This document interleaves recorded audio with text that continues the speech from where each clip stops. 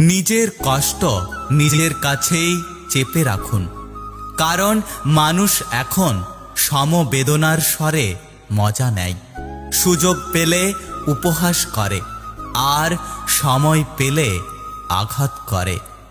বর্তমানে মানুষের প্রিয় হতে গেলে অর্থনৈতিক যোগ্যতা লাগে।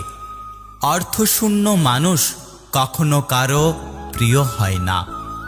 নিজেকে কারোর কাছে ব্যাখ্যা করার দরকার নেই।